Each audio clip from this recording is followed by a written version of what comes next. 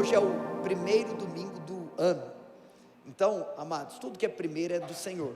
E eu senti fortemente no meu espírito uma direção do Senhor de nós ministrarmos aquilo que é central, aquilo que é pilar, aquilo que para nós é fundamento.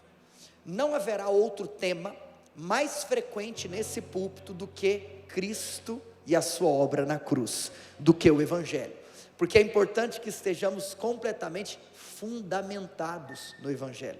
Portanto, hoje eu não estou aqui para falar sobre como nós vamos ter uma vida abençoada, isso ou aquilo. Hoje eu estou aqui para falar dele. Ele é o motivo do nosso aqui estar. Nós não viemos aqui hoje cultuar porque nós queremos uma vida melhor. Não, nós viemos cultuar porque nós somos gratos por aquilo que ele fez por nós. Nós não estamos primariamente atrás de uma vida melhor, nós estamos atrás de uma vida que glorifica e dignifica o nome do Senhor. Portanto, eu gostaria que você abrisse em um dos livros mais belos da Escritura Sagrada, a carta aos Hebreus, no capítulo de número 1.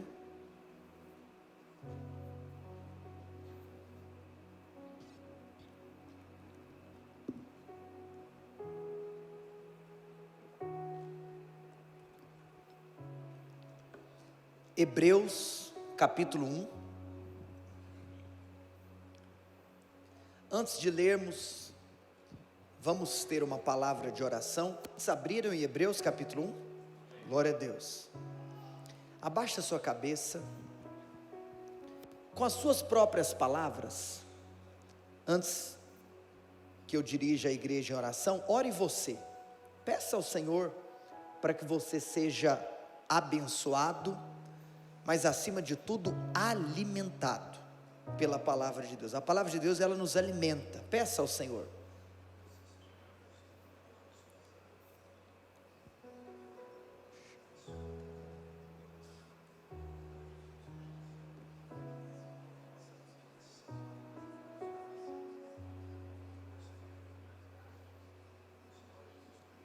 Sim, papai, bendizemos o teu santo nome. Que privilégio temos de chamarmos o Deus Altíssimo, soberano, grandíssimo e santo de o nosso papai. Que privilégio, Senhor, é muita graça, nós certamente não merecíamos. Obrigado porque temos também o privilégio de começarmos o ano na tua presença. Senhor, tantas pessoas infelizmente talvez estão mais uma vez começando uma temporada sem esperança, sem fé, mesmo que talvez tenham tido momentos de felicidade provisória, temporal, nas festas que o mundo pode proporcionar. Essas pessoas, quando acordam para a vida, possuem um gigantesco buraco existencial em suas almas. Obrigado porque do mundo nós fomos resgatados. Obrigado porque do mundo nós fomos tirados. Obrigado porque do mundo nós fomos salvos e do pecado fomos libertos. Obrigado, Senhor. Obrigado, Jesus, porque a nós brilhou a luz do Evangelho. A nós nos foi servido o pão da vida. Obrigado, Senhor, porque o teu amor nos alcançou. Oramos também para que o Senhor coloque na igreja um espírito evangelístico, missionário, desejoso de poder compartilhar as boas novas de salvação, de redenção, para aqueles que ainda não te conhecem. Ó Pai, te pedimos para que o nosso espírito saia desse culto alimentado pelas verdades da tua palavra e pelas verdades de quem tu és. Oramos em nome do Pai, do Filho, do Espírito Santo, em nome de Jesus. A igreja diz: família, como temos feito nos últimos domingos, eu gostaria de convidá-lo a você se colocar de pé para a leitura do texto bíblico. Reconhecemos que quando lemos a Bíblia, é o próprio Deus quem fala ao nosso coração. Com o texto aberto, se porventura alguém está desarmado do seu lado, compartilhe a palavra com essa pessoa. Se você veio desarmado, não faça isso mais. Glória a Deus. Hebreus, capítulo de número 1, verso 1 diz: havendo Deus outrora falado muitas vezes e de muitas maneiras aos pais, pelos profetas, nesses últimos dias nos falou pelo Filho.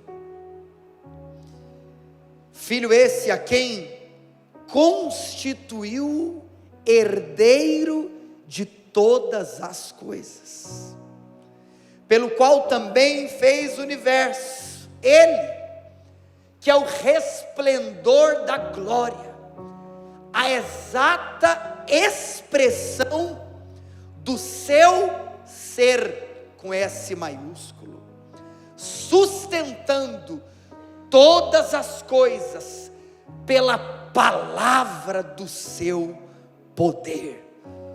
Depois de ter feito a purificação dos pecados, o que ele fez? Ele se assentou à direita da majestade nas alturas, tendo se tornado tão superior aos anjos, que aconteceu? Ele herdou mais excelente nome do que eles. Graças a Deus. Os irmãos podem se assentar.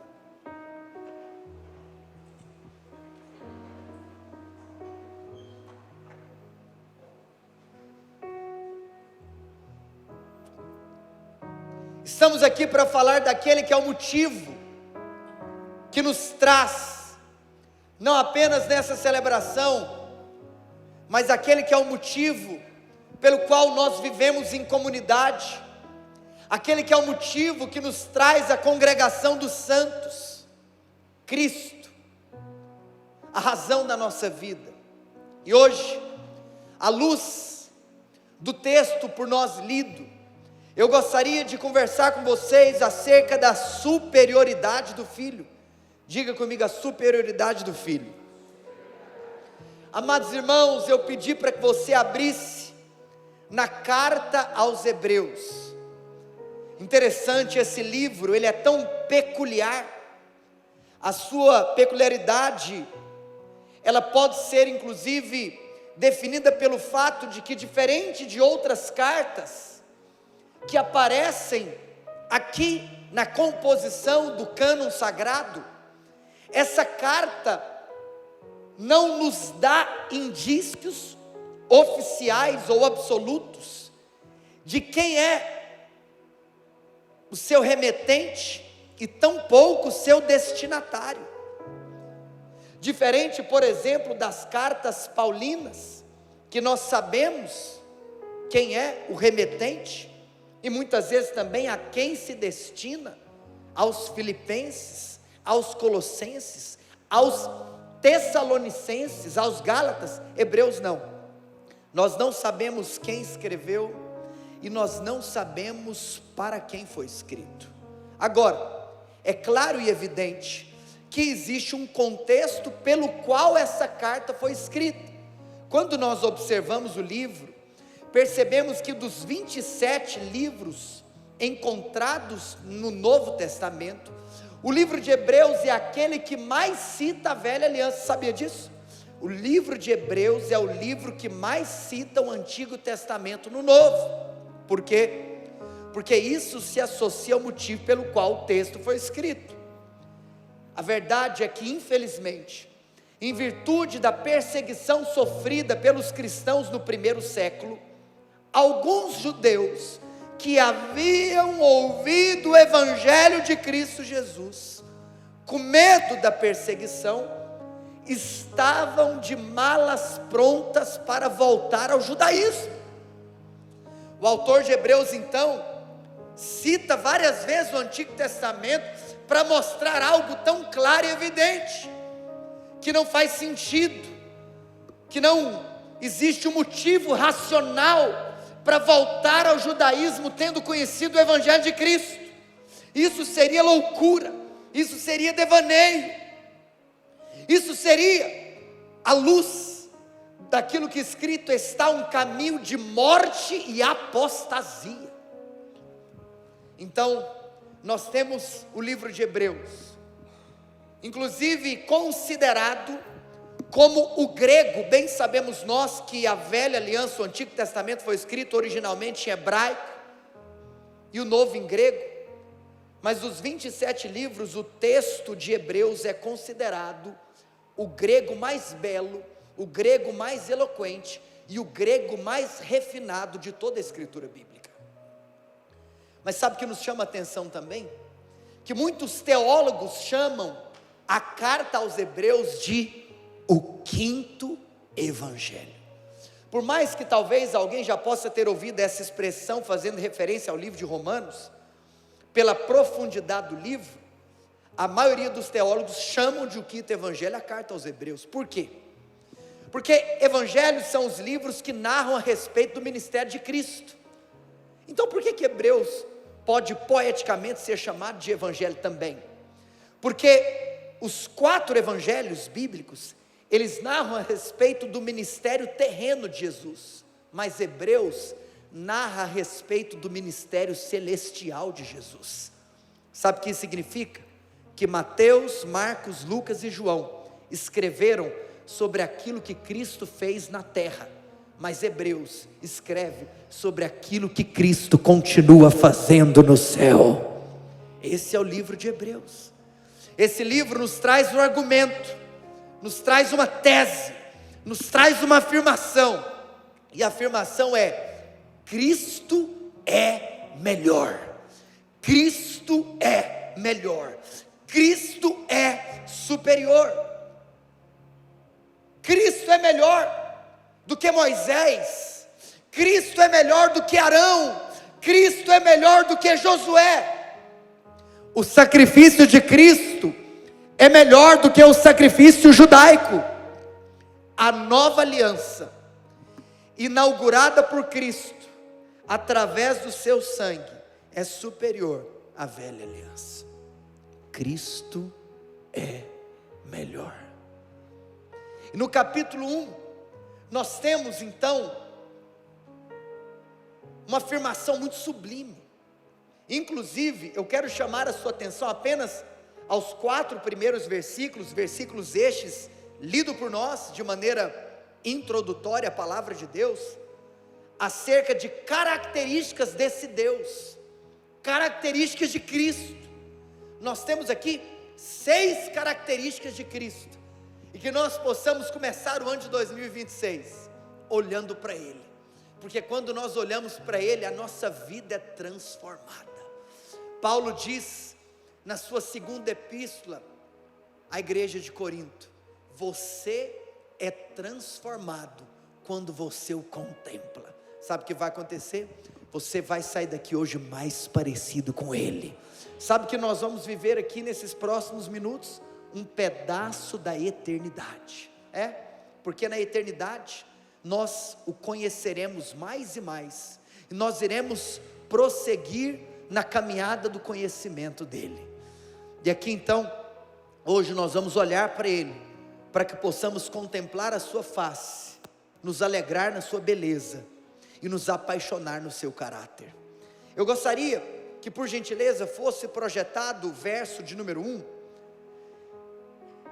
Eu gostaria que você acompanhasse comigo na projeção ou na sua Bíblia. Fique à vontade, daqui a pouco a projeção volta para as telas e aí você continua acompanhando a sua Bíblia. Mas só nesse primeiro verso, eu gostaria de destacar a você alguns pontos que nos chamam a atenção. O autor começa dizendo, afirmando: havendo Deus. Repare, havendo Deus, sabe o que isso significa? Que ele não começa conversando ou argumentando sobre a possibilidade da existência de Deus. O autor não se preocupa em argumentar o porquê da existência de Deus. O autor começa afirmando a existência de Deus. Havendo Deus, Deus existe. A existência divina não é um elemento que precisa ser comprovado. A existência divina é um elemento que precisa ser recebido, aceito, havendo Deus. Agora, sobre a sua existência, algo nos chama a atenção. Por que nós conhecemos a sua existência? Por que nós sabemos que Deus existe? Eu quero te contar algo. O conhecimento divino não é resultado de uma pesquisa científica. O conhecimento divino não é resultado de uma pesquisa humana.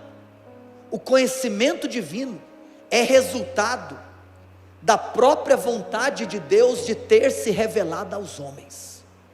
Você sabe por que nós o conhecemos? Porque Ele decidiu se revelar.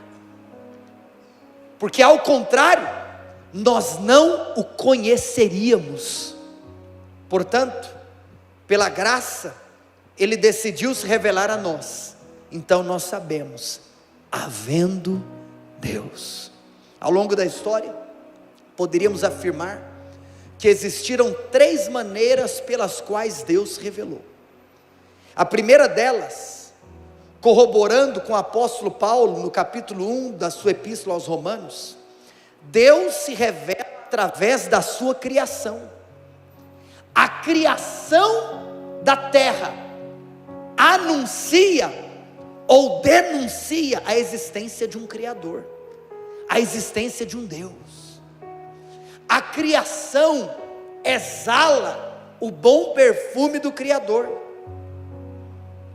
Concordo com Marcus Eberlin, um cristão cientista, cheio do Espírito Santo, que vive nos nossos dias, muito atuante na Unicamp, interior de São Paulo. Ele fala muito acerca do design inteligente de Deus na criação, aonde ele afirma que em toda a natureza existe a assinatura do Criador. Portanto, a primeira forma que Deus decidiu se revelar ao homem foi por meio da sua criação. Mas a segunda forma foi por meio das sagradas letras, da Escritura Sagrada. E é claro que isso é abrangente, porque, por exemplo, poderíamos falar sobre a lei de Deus, a lei mosaica que Deus deu a Moisés. A lei já expressava o caráter de Deus, a lei já expressava a beleza divina. E não só a lei, até porque nem o próprio Antigo Testamento se resume à lei. Toda a Escritura aponta para Cristo, revela a existência de Deus. Agora, presta bastante atenção. Se a primeira maneira pela qual Deus se revelou foi por meio da criação, e a segunda maneira pela qual Deus se revelou foi a Escritura Sagrada, a terceira maneira é a principal de todas elas. Porque havendo Deus, e aqui, observe comigo, pode voltar para o texto, olha que coisa linda, e aí eu vou comentar isso para depois falar essa terceira maneira. Havendo Deus, e aqui obviamente vai aparecer o verbo falar, que está falado, ou seja, nós estamos falando no passado. O autor de Hebreus está contando algo que aconteceu. Vem comigo, olha aqui para mim, presta bastante atenção. Havendo Deus, quem fala? Deus. Quando fala? Outrora. Havendo Deus, outrora. Falado, certo? Quem está comigo no raciocínio? Olha só, quantas vezes ele fala, ou ele falou? Muitas vezes. Agora, você sabe quem falou, quando falou, quantas vezes falou, e você também sabe como falou, como ele falou, de muitas maneiras. E por fim, a quem ele falou e por meio de quem? Ele falou aos pais pelos profetas. Havendo Deus, outrora falado, muitas vezes e de muitas maneiras aos pais pelos profetas. Próximo, mas nos últimos dias, nos falou pelo Filho. E aqui agora, nós temos a terceira maneira que Deus se revela ao homem: o Filho. E agora, o homem pode ver a Deus através do Filho. E aqui o autor de Hebreus está falando, no passado, Deus falou, e Ele não falou pouco, Ele falou várias vezes, de muitas maneiras, usando os profetas, e falou para os pais. Quais pais? Os nossos pais, os pais da nossa fé, os nossos patriarcas. Mas agora, para tudo, agora Ele decidiu falar pelo Filho. Sabe o que isso significa? Que tudo aquilo que os profetas poderiam falar era uma revelação parcial, fragmentada e preparatória. Repito, parcial, fragmentada e preparatória. Porque agora tudo se resume a um nome, a uma pessoa. Porque agora Deus decidiu falar pelo Filho. Cessa-se então toda a revelação. Qual revelação? A revelação de Deus. Quando nós temos acesso a Cristo, como eu vou te contar daqui a poucos minutos, nós já temos acesso à expressão exata do seu ser. De todas as maneiras que Deus poderia se revelar à humanidade, a maneira atual é superior e é definitiva. Deus fala conosco através do Filho, ou Deus se revela a nós através do seu Filho. O que nós temos que fazer então? Nós temos que entrar em uma jornada de buscar conhecer o Filho, porque quanto mais nós conhecemos o Filho, nós conhecemos o Pai. Quanto mais nós admirarmos o Filho, nós estaremos adorando a Deus. Eu gostaria que você viesse comigo nessa jornada de conhecer o Filho. O autor de Hebreus continua, ele afirma então 6 coisas acerca do Filho. Pode vir para a tela, porque nós seguiremos a sequência bíblica, e eu gostaria que você examinasse as minhas palavras com a escritura aberta. Por quê? Qual é a primeira maneira? Qual é a primeira característica acerca do Filho, à luz de Hebreus capítulo 1? É que esse Filho, a sua primeira característica é que ele é o herdeiro de todas as coisas. Ele é o herdeiro. Sabe o que isso significa? Que tudo é dele. Agora eu te pergunto, por que tudo é dele? Tudo é dele em primeiro lugar porque ele é Deus. Você sabe, ele é o único filho com F maiúsculo. Por que ele é o único filho com F maiúsculo? Porque ele é aquele filho que foi eternamente gerado por Deus. Diga assim: Cristo foi eternamente gerado por Deus. Ouça a minha voz. Nós somos filhos de Deus. Por quê? Porque nós nos tornamos filhos de Deus. Nós não nascemos filhos de Deus, nós nascemos criaturas de Deus. Quando que nós nos tornamos filhos de Deus? Quando se cumpriu sobre nós, pela graça de Deus, João capítulo 1 verso 12. O que diz em João 12? Mas a todos quantos o receberam, deu-lhes o poder de serem feitos filhos de Deus, a saber, aos que creem no seu nome.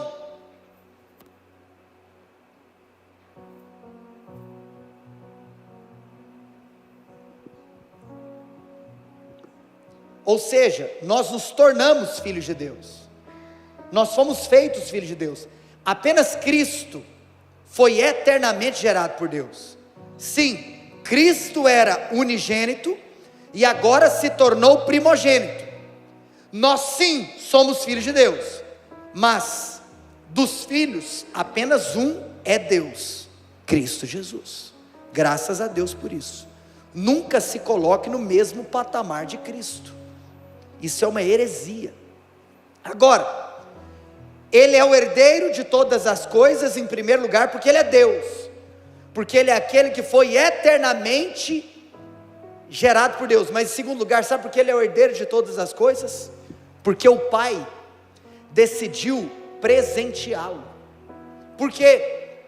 Porque o Pai lhe deu uma missão, o Pai lhe confiou uma missão, e Ele humildemente obedeceu. Ele obedece o Pai, se esvaziando da sua própria glória, descendo à terra, se apequenando no nível de sofrer a humilhação, de mesmo sendo Deus, virar gente, como eu e você, submetido às limitações corpóreas, físicas, que eu e você somos submetidos também. Isso é muita humilhação, mas Ele decidiu fazer tudo isso, em obediência ao Pai, em amor a nós. O que Ele fez então? Ele obedece, mas sabe até onde foi a obediência dele? A obediência dele foi até o fim. Ele obedeceu até o fim, Ele obedeceu até a morte, morte de cruz. Eu te amo. Tem gente que não entendeu a referência, mas está tudo bem. Olha aqui para mim. Ele obedeceu até a morte, morte de cruz. E aí, o Pai decidiu dar para o Filho um presente. Por um lado, o Pai decidiu dar o que para o Filho? Decidiu dar tudo para o Filho. Por isso Ele é o herdeiro. O Pai falou: meu filho, você se esvaziou tanto, você desceu tanto, que agora eu vou elevar você a um patamar que nenhum outro esteve e nenhum outro estará. O seu nome estará acima de todo e qualquer nome. Um dia, quando você voltar, sabe o que vai acontecer? Na primeira vez você foi zombado, na primeira vez você foi cuspido, na primeira vez você foi açoitado, na primeira vez você foi espancado, mas na segunda vez, sabe o que vai acontecer com você, meu filho? Na segunda vez, todo olho verá, todo joelho se dobrará, e na segunda vez, toda língua vai ter que confessar quem é você. Portanto, tudo é seu. E eu finalizo o primeiro ponto, que nos mostra a primeira característica do filho, que ele é o herdeiro de todas as coisas, te contando, de tudo que o pai deu para o filho, teve uma coisa, que foi o presente especial que o pai deu para o filho. Sabe qual é o presente especial que o pai deu para o filho? A igreja. O pai deu de presente para o filho, pela sua obra vicária da cruz, a igreja. Você é um presente do pai para o filho. É por isso que a nossa vida, a nossa missão, o nosso dever é alegrar o filho, é viver para a glória do filho, porque a igreja é o presente, é a noiva. O pai virou e falou assim: filho, eu vou dar uma noiva para você. Oh, irmãos, ele é o herdeiro de todas as coisas. Mas não apenas isso, acompanhe comigo, está escrito, se você continuar na narrativa bíblica, depois de ser relatado que ele é o herdeiro de todas as coisas, o que está escrito também, acompanhe aí, que ele é o agente de toda a criação. Por quê? que pelo qual também fez o universo. Que significa então? Que Ele é o agente da criação.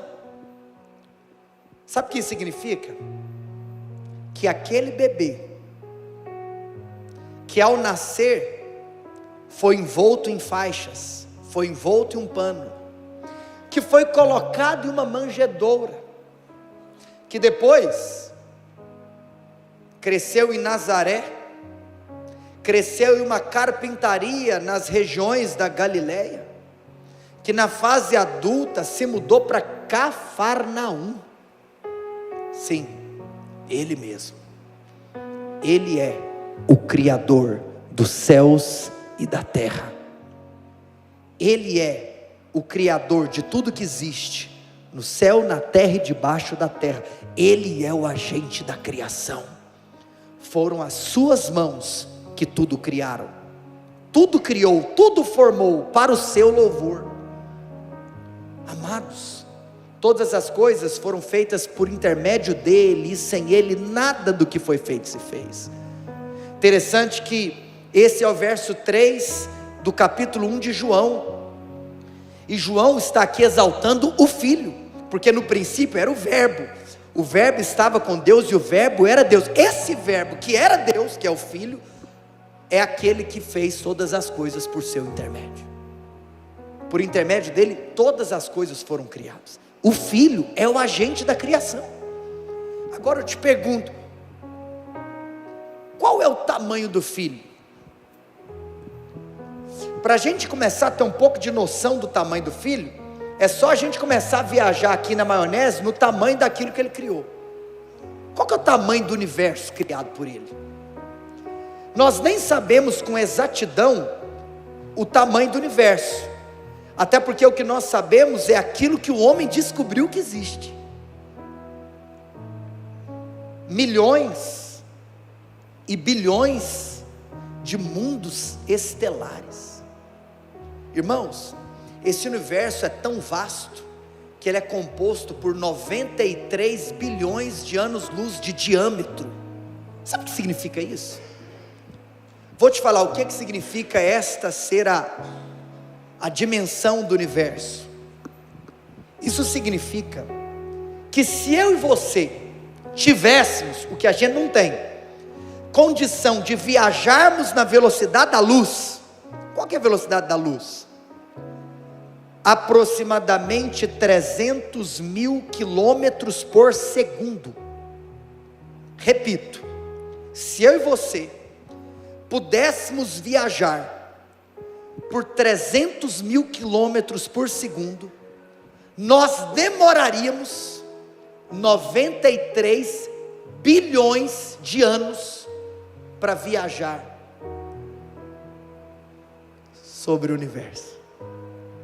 Esse é o tamanho daquilo que ele criou. Ele é o herdeiro de todas as coisas, mas ele é também o agente de toda a criação. Se isso é o tamanho daquilo que ele criou, eu te pergunto, qual que é o tamanho dele? Irmãos, a matéria não é eterna. O mundo não veio à existência por geração espontânea. Não. O que você vê, o que você contempla, não é fruto de uma explosão, ou tampouco simplesmente de uma evolução de milhões de anos. Tudo que foi criado, tudo que foi formado, foi porque ele criou com as suas próprias mãos. Ele é o herdeiro de todas as coisas, ele é o agente da criação. Mas continue aí, olha aí na sua Bíblia, por gentileza. Qual que é a terceira característica dele? Essa característica é tão bela e poderosa. Ele é o resplendor da glória e a exata expressão do seu ser. Irmãos, olha que coisa linda, do seu ser. Isso é tão lindo, porque esse seu aí é do seu de quem? É do seu, do sujeito que apareceu no verso 1, havendo Deus. Nós estamos falando sobre Deus. O seu é o seu de Deus. Por isso que o ser está com S maiúsculo. Ou seja, Cristo é a exata expressão de Deus. Portanto, é bíblica e cristocêntrica a canção dos nossos irmãos do Sul, do F-Hop, quando eles dizem que Cristo é o retrato de Deus. Se Deus tivesse um retrato, sabe quem seria o retrato? Cristo. Ele é o resplendor da glória. Vamos conversar sobre ser o resplendor da glória.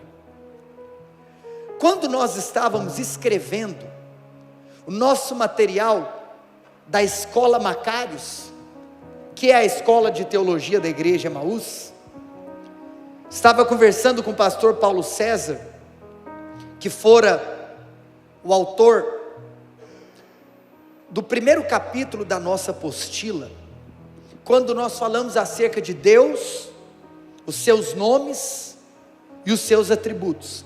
Deus, a trindade divina, os seus nomes e os seus atributos. Conversávamos nós sobre o conceito de glória de Deus. O que é a glória de Deus? É claro e evidente que nós podemos afirmar muitas coisas sobre o que é a glória de Deus, mas tem uma coisa, irmãos, que é muito belo, é que a glória de Deus é a soma de todos os atributos de Deus. Deus, ele é muita coisa. Por exemplo, Deus é amor e Deus é justiça, sim ou não?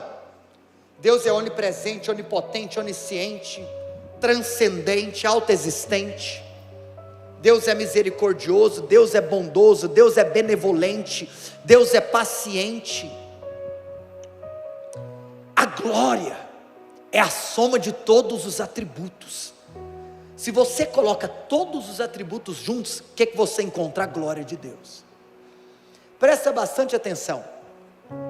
Hebreus capítulo 1 está aqui para nos mostrar algo, que concordando com o sentido total do livro de Hebreus, que Cristo é superior, Hebreus capítulo 1 faz questão de bater em uma tecla, que Cristo é superior a duas coisas, que Cristo é superior aos profetas e que Cristo é superior aos anjos. Não foi isso que nós lemos no verso 1 e no verso 4? E se continuássemos lendo até o verso 14, você veria isso ainda mais, porque no verso 1, o autor de Hebreus fala, olha, antes Deus falava pelos profetas, mas agora, aquela revelação de Deus que era parcial, fragmentada e preparatória, agora acabou, porque agora Ele nos fala através de alguém que é superior aos profetas, Ele nos fala através do Filho. E aí depois no verso 4 nós lemos, esse filho, ele é superior a qualquer anjo.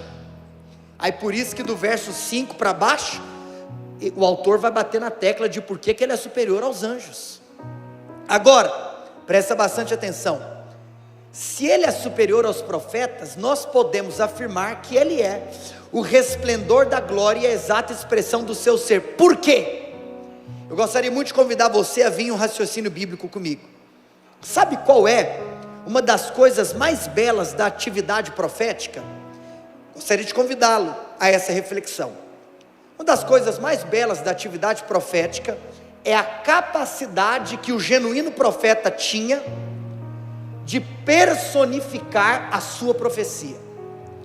O profeta verdadeiro não era só aquele que falava, era aquele que a sua vida era uma verdadeira trombeta daquilo que ele falava.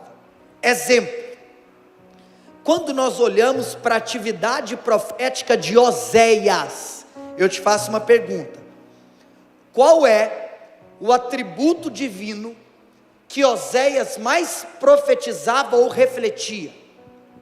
Certamente, sem variação de dúvidas, a misericórdia divina. Oséias resplandecia o atributo da misericórdia divina. Ele não apenas profetizou que Deus era misericordioso, mas ele foi misericordioso. Deus mandou ele casar com uma prostituta, Gomer. Sabe o que ele fez? Ele foi lá e a resgatou, no meio do prostíbulo. Mas se não bastasse isso, o que acontece depois? Que Gomer, que havia sido resgatada de um lugar de perdição, de um lugar de trevas, ela ainda é infiel com Oséias. Sabe o que ela ainda faz? Ela ainda foge, ela ainda vai embora. E sabe o que Oséias faz? Oséias vai lá e busca ela de novo, e busca ela de volta. Sabe o que Oséias é? Misericordioso. Isso é tão lindo, tudo aponta para Cristo. Oséias aqui é até um tipo de Cristo. Gomer sou eu e você. Nós fomos resgatados de um império de trevas. E eu te pergunto, você já pecou depois que você nasceu de novo? E sabe o que ele vai lá e faz? Nos resgata de novo, e com as suas cordas de amor ele nos atrai. Mas vem comigo, Oséias, a sua atividade profética, o seu ministério, a sua profecia, exalta a misericórdia divina. Mas se nós fôssemos falar de Isaías, o que nos vem à mente? Certamente Isaías é aquele profeta que aponta, que exalta, que transborda a santidade divina. Oséias reflete a misericórdia, Isaías reflete a santidade. E Amós? Amós reflete a justiça. Você percebe? Misericórdia, santidade, justiça, tudo isso são atributos divinos. Mas eu te pergunto, e Cristo? O que ele reflete? Cristo não reflete apenas a misericórdia, Cristo não reflete apenas a justiça, Cristo consegue refletir ao mesmo tempo a misericórdia e a justiça, mas ao mesmo tempo ele consegue refletir a santidade, ao mesmo tempo ele consegue refletir a bondade. Ele reflete tudo. Sabe o que significa? Que Cristo, ele é um refletor de Deus.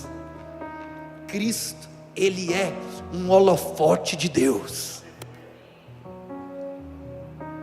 E uma linguagem mais teológica,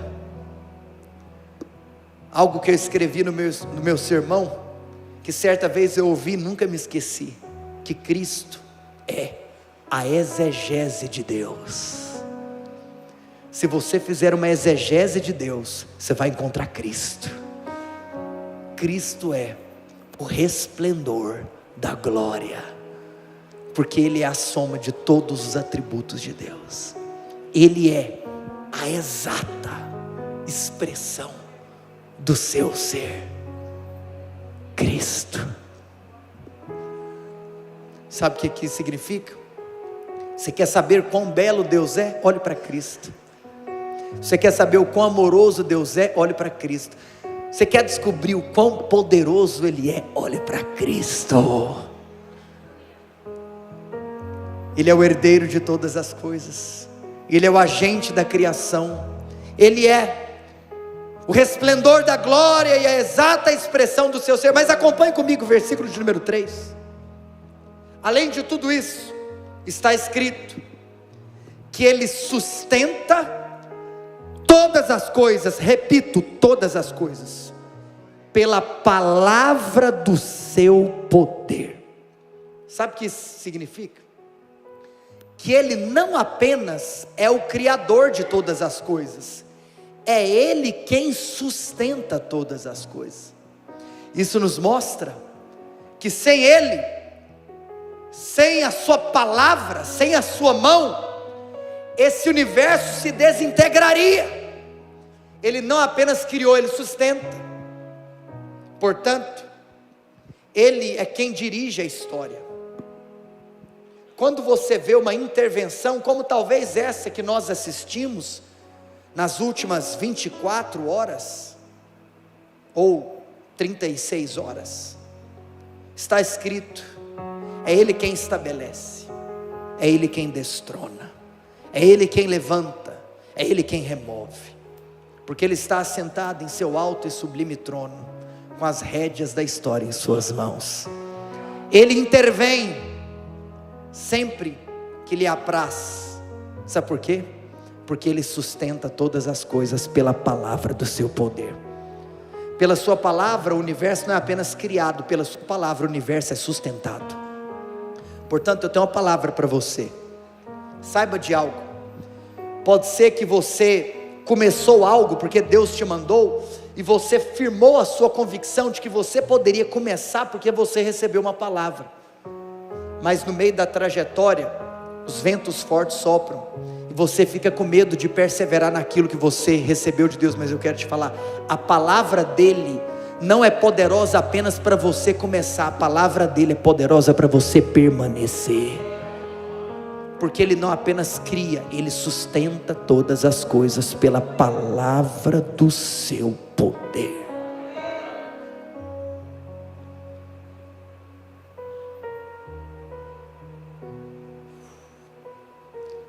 Mas a quinta característica, a penúltima, o time de adoração pode subir, e eu confesso que é aquela que mais mexe comigo e com você, porque de tudo isso, tem uma coisa que cai entre nós, tem uma coisa que tem a ver conosco. Sabe quem é Ele? Além de ser o herdeiro, além de ser o criador, além de ser o refletor da glória de Deus, além de ser o sustentador, Ele é aquele que poderia nos condenar, mas decidiu nos amar, porque está escrito que Ele é o purificador. Ele é aquele que nos purificou dos nossos pecados. Amados irmãos, hoje nós estamos aqui para cultuar aquele que decidiu nos perdoar. Ele poderia nos condenar, mas decidiu nos amar. Ele nos purificou de toda iniquidade. Sabe o que é belo?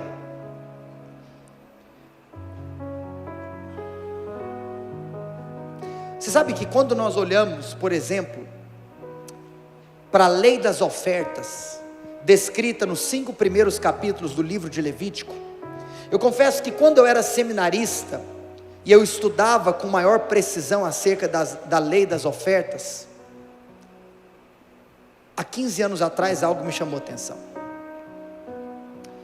porque o que me intrigava era o fato de que eu achava muito semelhante a oferta do holocausto com a oferta pelo pecado, e me intrigava porque eu pensava, se elas são tão semelhantes, por que elas são distintas? Meu raciocínio foi claro, se são ofertas diferentes, é porque tem um significado diferente por detrás delas. Sabe o que é interessante? Que aí eu aprendi algo com o meu professor do seminário. A oferta pelo pecado trata dos pecados no plural, mas o holocausto tratava sobre o pecado no singular. Ou seja, quando que os ofertantes precisavam realizar a oferta pelo pecado? Quando eles cometiam atos pecaminosos. Mas não importa se um ato pecaminoso foi ou não cometido, o holocausto era obrigatório. Por que o holocausto era obrigatório? Porque o holocausto não tratava dos pecados no plural, o holocausto tratava do pecado no singular. Ou seja, o holocausto tratava sobre a natureza pecaminosa. Irmãos, Ele nos purificou, não apenas de um ato cometido, Ele nos purificou da natureza caída. E eu falava no culto das 5, e quero repetir aqui agora, que é algo que eu falo já há muito tempo. Talvez para aqueles que me ouvem, você já possa ter ouvido isso. Se for o seu caso, eu quero trazer a sua memória esclarecida. mas também sinto que é uma oportunidade para que outros ouçam. Para mim, um dos textos bíblicos que mais manifestam a purificação divina sobre o pecado humano é João capítulo 8. Porque em João capítulo 8 nós temos o diálogo que os fariseus tiveram com Cristo, quando esses trouxeram até a presença de Jesus uma mulher pega em flagrante adultério. Os fariseus então pegam aquela mulher pecadora, e à presença de Jesus eles lhe trazem uma indagação: o que nós devemos fazer a essa mulher? Porque a lei claramente expressa que o fim dessa mulher deve ser o apedrejamento. Mas em outras palavras, os fariseus estavam querendo pegar Jesus, porque na cabeça deles, eles pensavam, por tudo aquilo que Jesus anda falando, é provável que ele não vai mandar apedrejar essa mulher. Mas por outro lado, se ele fizer isso, quer dizer que ele vai ser contra a lei mosaica? Então, os fariseus estão achando que estão colocando Jesus numa encruzilhada. E aí Jesus, cheio do Espírito Santo, manifesta um dos 9 dons do Espírito descrito na primeira de Paulo aos Coríntios, no capítulo 12, onde nós temos 9 dons divididos em 3 classes de 3 dons cada classe. E Jesus libera uma palavra de sabedoria. A palavra de sabedoria é aquela palavra que faz calar. Porque se Jesus fala para não apedrejar, Jesus está indo contra a lei mosaica. Se ele manda apedrejar, parece que ia ser contraditório ao discurso que ele mesmo tinha. Então o que ele vai falar? Jesus vira para aqueles fariseus e diz algo: a lei manda apedrejar? Então podem seguir adiante. Mas vamos fazer o seguinte, vamos fazer com ordem e decência. Pode apedrejar. E aqui eu usarei de uma licença poética. É como se Jesus tivesse falado: vamos fazer uma fila e vamos apedrejar em ordem e organizados. Primeiro da fila, quem nunca pecou, que atire a primeira pedra. Nessa hora, a palavra de sabedoria faz calar. Os fariseus vão embora, só sobra aquela mulher. Aí eu te pergunto, quem que sobrou? A pecadora. Desse lado, quem que está? Cristo, o reto juiz. Aquele que é o reto juiz e santo pode condenar. Mas o que ele faz? Ele faz uma pergunta: mulher, onde estão aqueles que te condenam? Foram embora? Não sobrou ninguém? Aí o que ele responde? Então, tão pouco, eu também, eu não vou te condenar, mas vá e não peques mais. Tudo bem. Apenas a citação desse texto já encaixaria perfeitamente nesse ponto da palavra. Mas sabe o que me chama a atenção? É que esse texto tem uma informação muito intrigante. E por que ela é intrigante? Porque ela parece, repito, parece ser uma informação incompleta. Qual é a informação intrigante nesse texto? Que a palavra de Deus faz questão de mencionar que antes de Jesus responder e manifestar essa palavra de sabedoria, quem não tem pecado que atire a primeira pedra, a Escritura permite que João, o autor desse evangelho, escreva que Jesus se agachou antes de dar a resposta. Mas ele não apenas se agachou, ele pegou o seu dedo e ele começou a escrever no chão com o seu próprio dedo. Agora eu te pergunto, está escrito o que Jesus escreveu? Sim ou não? Você concorda comigo que se um pregador aparecesse em um culto falando: meu sermão de hoje é intitulado o que Jesus escreveu em João capítulo 8, esse culto estaria lotado, sim ou não?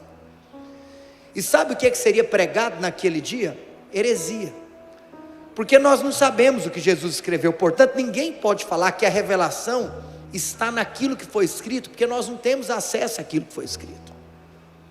Mas por outro lado, Paulo fala aos romanos que tudo que está escrito para o nosso ensino, sim ou não? Tá, então, por que está escrito? Que Jesus escreveu. Não sei se você se lembra, mas a Bíblia diz que ele agacha, escreve com o dedo no chão, levanta e responde: quem não tem pecado, que atire a primeira pedra. Aí o que a Bíblia continua?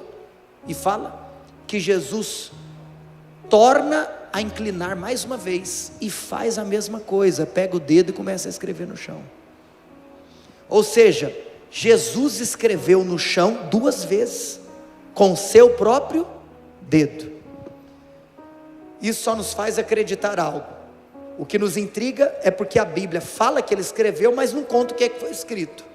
Então nós só temos uma saída: entender que a revelação não está no conteúdo daquilo que foi escrito, mas a revelação está no fato de Jesus ter escrito.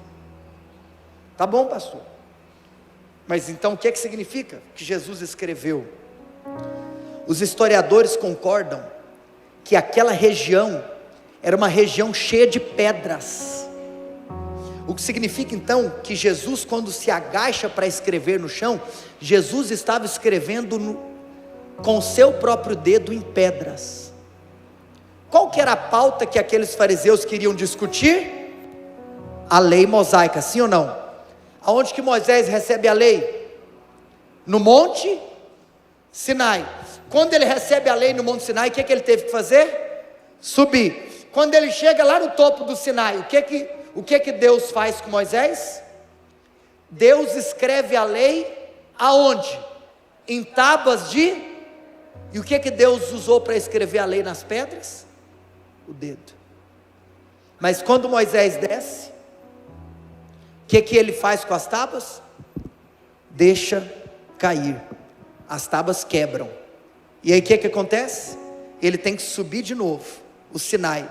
O que Deus faz pela segunda vez? Mais uma vez Deus escreve com seu dedo nas tábuas de pedra. Porque o importante não é o que Jesus escreveu, é o fato de ele ter escrito. Sabe por quê?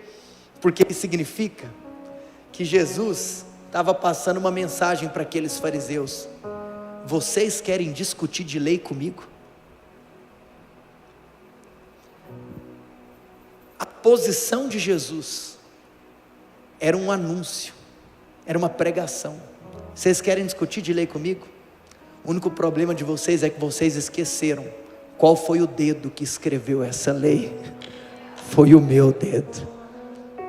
Portanto, mulher, ninguém te condena, eu também não te condeno, porque o único que podia condenar decidiu nos purificar de todo pecado. E aí é o seguinte, você sabe que hoje em dia tem muita gente que, com medo dos crentes viverem uma vida libertina, invertem a palavra de Deus. Tem gente que acha que as pessoas vão parar de pecar por causa do medo. Tem muita pregação legalista. Não peque, porque se você pecar, você vai ser condenado, sim ou não? Agora, sabe o que é louco? É que a ordem tem o não peque, sim ou não? Tem o não peque, mas aonde que tem o não peque? Depois. Em outras palavras, você sabe por que você pode não pecar? Você pode não pecar porque você já recebeu a boa notícia do perdão. Porque é a notícia da graça que te dá força e poder para vencer o pecado. Agora, em outras palavras, é o seguinte: antes você não poderia não pecar, porque você era escravo do pecado. Agora você é livre. Você, mesmo ainda tendo uma natureza pecaminosa, mesmo ainda o pecado tenazmente te assediando, mesmo assim, eu e você podemos não pecar. Então, se você sabe disso, vá, viva o seu 2026, não peque, você não precisa de pecar. Sabe por quê, irmãos? Porque em toda a história, a força motriz da consagração sempre foi o amor de Deus. No primeiro domingo de 2026, eu estou aqui para te lembrar que aquele que é o herdeiro de tudo, o criador de todas as coisas, o céu, da terra e de tudo aquilo que há debaixo da terra, o resplendor da glória, a expressão exata do seu ser, aquele que sustenta todas as coisas pela palavra do seu poder, decidiu te purificar de toda iniquidade. Portanto, eu quero começar 2026 te lembrando da verdade mais elementar que te faz ser um cristão: você está perdoado, você é perdoada. A dívida que constava sobre você, Ele decidiu pagar na cruz do Calvário. Essa é a boa notícia do Evangelho de Deus. E agora Ele volta, e Ele se assenta. Olha aí, está escrito, acompanhe comigo, o sexto e última característica. Agora, pode passar. Em último lugar, Ele assentou-se à direita da majestade nas alturas, porque agora Ele está em um lugar que nenhum outro pode permanecer. Cristo, a beleza de Deus, o retrato de Deus, e que em 2026 nós possamos nos apaixonar cada vez mais por quem Ele é. E Ele está acima de tudo e está acima de todos. Ele está à destra do Pai.